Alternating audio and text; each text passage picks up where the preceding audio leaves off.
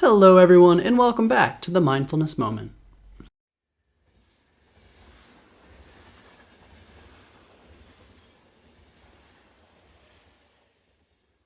If you joined us for our last episode, we talked about having an ideal interaction with somebody and then reflecting on how we navigate the world with other individuals. Today's focus is going to switch up just a little bit, and we're going to look at how we are conveying our message. So the focus of it is on the truth within what we're trying to say. And this can be challenging, because I know personally I was brought up with the idea of be very careful with your words because they can have consequences or they can negatively affect somebody's emotions. So what I'm proffering is we try to strike a balance between conveying an honest message while still maintaining some kernel of respect for our other person or the other person in an interaction.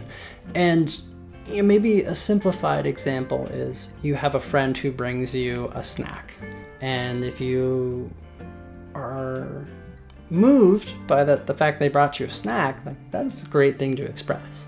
That snack contains an ingredient that you don't like. Well, that's part of your experience, and conveying to them both sides of that are important. The actual execution and the verbal judo required for that is not quite the point of this lesson. But the point of the lesson is to focus in on what it is from an experience and how to, or at least be mindful of the core of the message that we're delivering.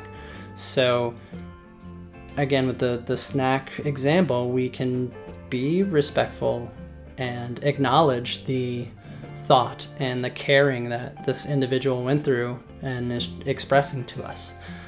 But we can also express our displeasure. I know that kind of goes in the looking a gift horse in the mouth, but if you take a small step back from that situation, if you are given a snack that has something you don't like and you say, "Oh my gosh, thank you so much," well, that person may have gotten information that, oh, they're thankful and they like this, so I'm going to continue to give this to them. And you're continually getting this pattern of them bringing you something you dislike. With a snack, something that's probably not of much consequence, we can take another step back and look at that. Is that a pattern that might exist in our life? Are we not expressing ourselves fully and truthfully in our communication? And is that maybe giving a different message to our intended audience? So your practice for today, or an exercise, is think about one of those situations that may have happened. I'm suggesting you start with something that might pop into your head that's maybe of little consequence to day-to-day life, and play out the scenario, especially one of those where maybe you did hit that repetitive pattern. And then within that, can you play that situation out where you still have respect to the other person, but you still respect your message on the same side of it? So, like I said, start small with this one. If you go big, you might need a person to help walk you through bigger events. So start with things of little consequence and then work your way on from there. So, brief summary, there's the honesty and respect for what we're trying to say, and it is a little bit balanced, but the honesty and respect to the individual that we're communicating to. But the truth of the message, the core of the message, is what needs to be delivered.